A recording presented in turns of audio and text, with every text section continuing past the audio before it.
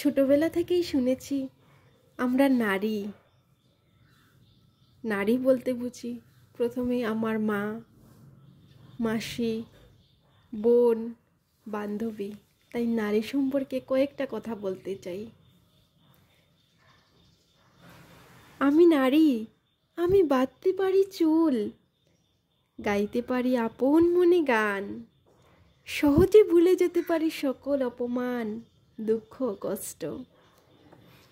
ভালোবাসার চাদর বিছিয়ে দিতে পারি। আমি নারী, হতে পারি পাহাড় চূড়া, মহাকাশেও যেতে পারি। অবকাশ নেওয়ার সময় নেই যে আমার, কারণ আমি এখন সীমান্তের প্রহরী। আমি নারী, সন্তানদের সকল বিপদ নিজের উপর নিয়ে নিতে পারি।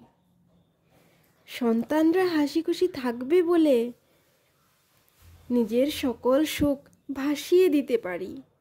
কে বলেছে নারীর নিজস্ব কিছু নেই? আমি তো দেখি এ জগৎ চলে নারীর পিছু পিছু। ভারত মাতা সেও তো নারী, নারী তো জগদ্ধাত্রী। কলমে নমিতা নাথ।